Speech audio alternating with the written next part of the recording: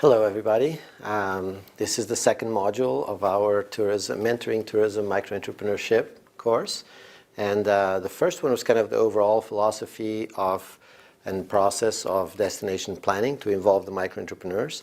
In this module, I want to, as soon as possible, give you some tools to help you engage with the microentrepreneurs. They're generally going to be people that are different from us. They're going to be less resourced, more transient, and we've developed over time techniques of like research techniques and service techniques that we feel like work the best to, get to understand their world and figure out how to serve them, mentor them, advance their interests. So the first thing I wanted to share with you is kind of an overarching philosophy or process. It's called the pedagogy of the oppressed. And sometimes it's originally from Paulo Freire, Brazilian government technocrat and scholar, and he was charged with teaching the rural poor in Brazil to learn, and then realized that it was kind of a messed up process that they were asking him to follow, and he created a revolutionary way to look at it, that it was more empathetic and ultimately more effective in changing the lives of these people. And so in this class and in my work, we try to make a difference in their lives. So we are committed to the liberation of subaltern people. I invite you to look at that term. It's a technical term. And in this context, it's through tourism microentrepreneurship, but it could be through education like Paulo Freire, or social work, or some other method. Okay?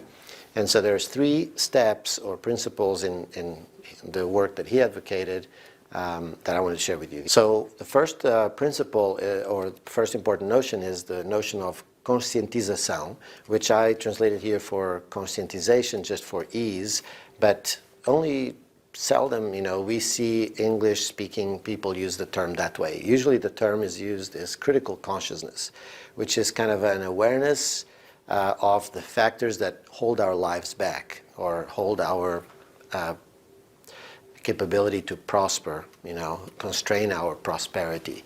And so the first thing that Paulo Freire advocated of doing is to have a conversation with subaltern people about their lives and try to co-discover what are the things affecting their lives? Is it lack of capital and money lenders and maybe old traditions or lack of access to customers or the fear of liability? And so these kinds of things, this process of co-discovery of these factors is the first thing we do as we engage with microentrepreneurs. The next thing is to try to mobilize them, to engage them, to try to, some of people that are under-resourced, that have vulnerable livelihoods, they're very risk adverse, and time for them really is money. And so they have a hard time devoting time to come to a meeting, a group meeting. So, how do we get them convinced that they want to come and speak and meet each other? So trying to find creative ways to make that happen is key, and we will call that mobilization. And then the third aspect is the aspect of organization. And I pointed out 2 specific things. One is to create structural social capital, and that refers to like periodic meetings and even just an email list, like these kinds of structural ways in which people that we want to, our population of interest, can interact with each other and with us. That's structural social capital. And then the other one is to maybe help them develop business structures, maybe like develop a nonprofit structure or a small business or a co-op, to create kind of bylaws and things like that, help them get organized so that they have an identity and they can collaborate. Okay? And so through this, we go on that cycle. You see that image over there. We do like, plan and do and monitor and celebrate and let everybody know and get everybody excited, and you plan some more and then you do things a little bit better. So it's this iterative process that is also with dialogue with the people we study and the people we serve. Overall, we're going to talk about this family of methods that are designed to help us work with the subaltern people so that we can co-create knowledge that is relevant to them. And because they are usually under-resourced people, or maybe they're people that feel silenced or feel alienated from society, these people that are underserved essentially the knowledge we're trying to create is to help them break out of that problem, break out of that condition of oppression. Does that make sense? So that's what participatory action research. And actually for the title of the module, I mentioned participatory action engagement because research has this connotation of harvesting knowledge from our subjects so we can publish and inform policy. And that process doesn't really flow very fluidly. So when we're doing participatory action research, the ultimate goal is to co-create this knowledge so that they can use it themselves, not that we can, influence policy. Hopefully we do, but that's not our primary goal. Okay, so you see here a list of practices that are advocating this kind of process, like respecting local knowledge, making extra effort to connect with the disenfranchised. For example, you go to a community, you want to first talk to the leaders. But you can't just talk to the leaders because the leaders, by definition, are not really engaged with the people that are a little less like them, less income, not the same ethnic group, etc. And so we want to be crafty that we involve local leadership, make them feel like they can embrace us and we're not causing trouble, but we go the extra mile and are creative to find a way to engage with the people we really want to serve. Okay? The fourth bullet, data collection of different kinds. We use maybe images and pictures, and then we triangulate what we find from interviews and looking at images and looking at maps, and we kind of compare the findings from all of these. We use it in a creative way, should be non-threatening, friendly, okay? And the last point I wanted to make is time. It relates to time. We should spend a lot of time in a community to build rapport first and understand things and not be naive and be dropping in, parachuting in to solve their problems. We can do that, and we can also do repeat field work. So it's usually difficult for people with careers to just go spend 6 months in a community, but we can visit a community 6 times over a year or 2. And every time we go, we learn some more, we come back, we reflect on it, we stay in touch via social media, we plan another trip, and this person is coming back. It's not just one of those usual ones. And gradually you start getting deeper and deeper understanding. So PAR is very different from scientific research, as you can see over there. And you should embrace it and not be afraid of not being called scientific. Okay, so reflect on this difference. These methods are for the kind of work we are thinking about in this class, and they're different but not inferior to scientific kind of methods. So one type of method that I'd like to share with you is in-depth interviews with key informants. There are in a lot of these communities that we might work in, there are some people that we might call them change champions. They're very engaged and very insightful into the dynamics, the political dynamics, and they have some kind of beef, some kind of problem with what's going on. And if you put them in the right place and you ask them the right questions and you earn their trust, they will spew out all kinds of insight about what's going on. So if you get a few of those people with different perspectives, it can get you really close to what the crux of the problem might be.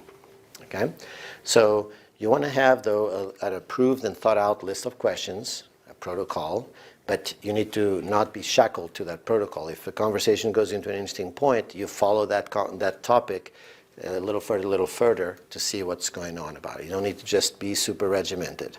I use the method of free listing, and it works really well. So you talk to 10 or 15 people, and each of them you ask, so what are the main problems that you face in this community? And everybody lists 4 or 5, and then at the end you have all of these lists. You can look for commonalities and consensus and differences between the men's responses to the women's responses, or the older people's responses to the younger people's responses. If you look at my scholarship, I've published a lot of cool work like that. It's not really structured, but it still allows you to use statistics to kind of have the comparisons stand out a little bit more. So look at free listing. Also using photos or other props, but photos in particular are cool. You can give people a camera or ask them to pick 10 photos that they like of themselves, or post on social media 1 photo a day about their day. Just use the idea of photographing. Now it's so easy. Everybody has a powerful digital camera with them. They can text you a photo every day, things like that. Then you can use that to stimulate conversation about what they're worried about or what their vision is and dreams are, etc.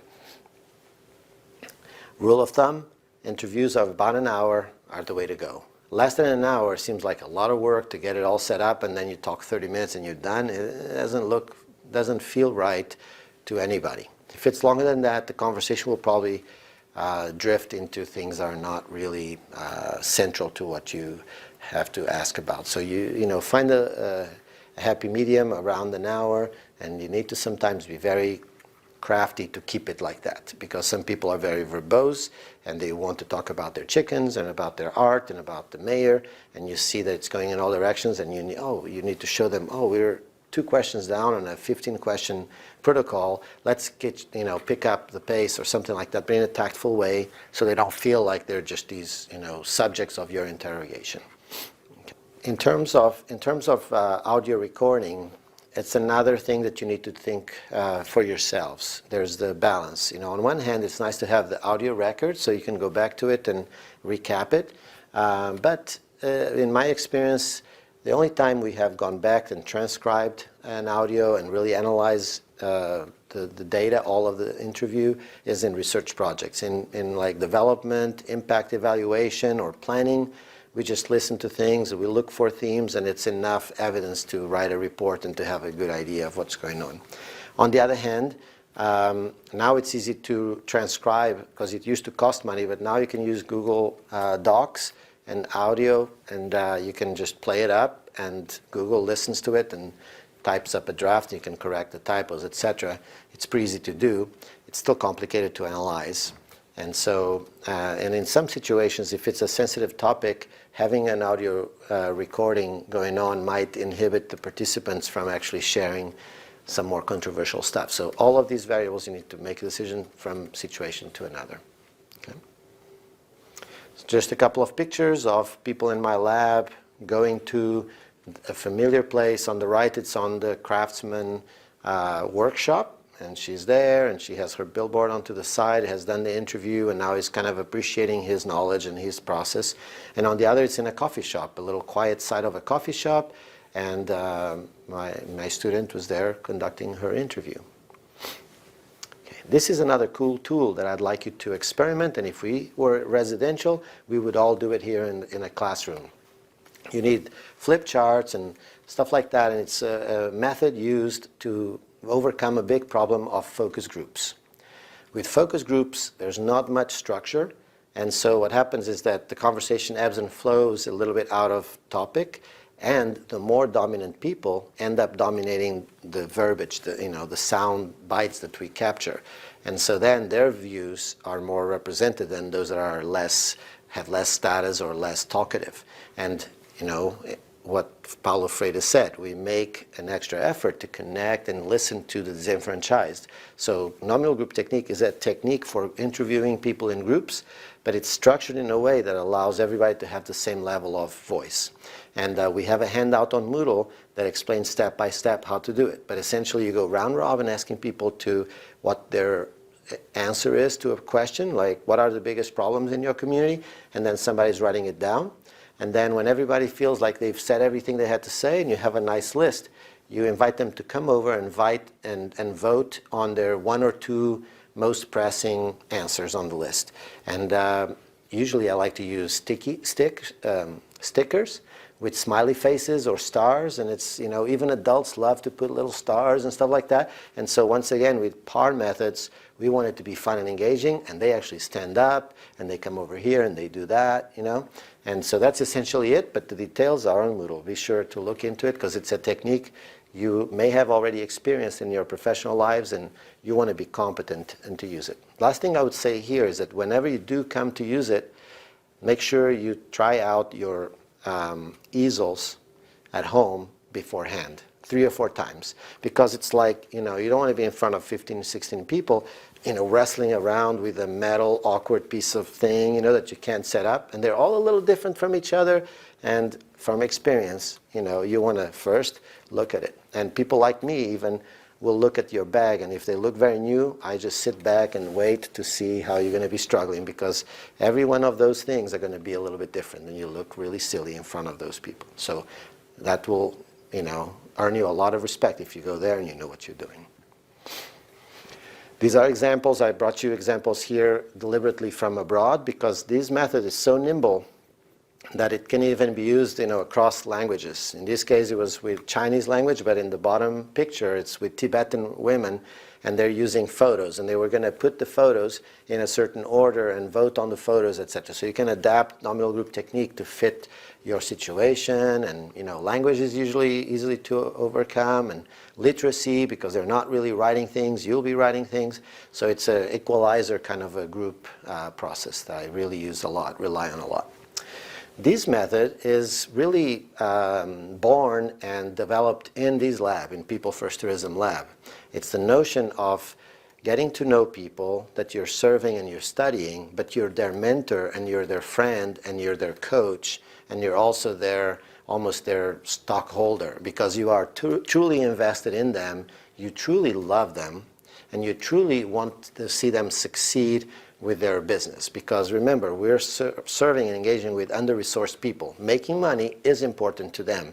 And so it's these feeling, and Paulo Freire referred to these kinds of things as well in the context of education of the poor in Brazil. But with micro-entrepreneurs, it's the same thing. We become their advocates and their connectors. And this gives us the trust and the connection to really get intimate insights from them. And you realize, if you're like me, that I have 2 decades of research in this, I was just listening to superficial stuff until I started working like this. Because they are smart people and they have packaged answers. And yeah, if you want to research me, I'll give you some answers for you to write your reports on. But just now that, for the last 8 years that I've been gradually working like this and building these relationships long-term with micro-entrepreneurs, and I see them succeeding, and then they asking for a grant, and I find them a grant, and I help them write the grant, and they start indulging me and honoring me with really in-depth knowledge about their circumstances. Okay, and then it's up to me to try to translate all of that to scholarly publications. But at the very least, I feel like it's taken me to the next level of access to really good information. Okay, this is a picture here in North Carolina, just me and a farmer talking. I love doing this, by the way, and I was raised in a farm, and so it's a home environment. But we do this with artists and with historians and with African American heritage guides, and this is the job. This is how you do this job that I have, how you do it right. This is more in a group perspective. It doesn't have to be individual. It can be with a group of people. We do a Sunday morning brunch, potluck, and everybody brings food, and once in a while in certain places of North Carolina we do it this way. And for this class, maybe you'll start doing this in your community and be kind of a change agent for a group of micro-entrepreneurs. And to end, a few tips of success. Work with the key local partners. Understand your landscape. Which ones are self-interest driven, which ones are collective driven. Work with them, give them the courtesy to know that you're working there, that you're trying to make a difference, and get their permission, their blessing. But don't get shackled to them. You let them know you're there, but in your words, you want to craft it so that you're saying, hey, I am coming to do this kind of work. Would you like to meet to talk to me about it? I know that you've been doing great work, and I hope that my efforts are symbiotic with yours. But you're not asking permission, right? Because society is very imperfect, and all of those people are part of society, so they're part of the problem, right? So you don't want to be dependent on a flawed system to do your job, but you don't want to be fighting the system. It's too much of an uphill battle. Just deflect it, subvert it, okay? It's very, very key to these principles, to the People First Tourism approach, to this class, that you circle back with your participants and let them know what you're finding. These will help you know that you're not just having a strange interpretation of what they've said, and it'll result in more change because now they've heard what you have observed, and they will make sense of it themselves, and they'll use it to the best benefit that they can and move on as well. All right. And then there's another tension that it's like if you do this a lot, you start seeing patterns, and you can have the risk of going to a place and feeling like you've already heard it all. So yeah, once again, this is the problem. So on one hand, you can't do that, but you can't unlearn everything. So You have to like find a way to go to a place and really listen and really observe, and then also reflect on what else you've read in the literature or what else you've seen in other places, and try to find a combination of those two things. That's it for this module. So this was about the methods for you to use when you engage with participants. We will have a Zoom meeting in a few days. So I hope you reach out to the resources we have on Moodle, and then we'll have a discussion at the Zoom meeting. Thank you.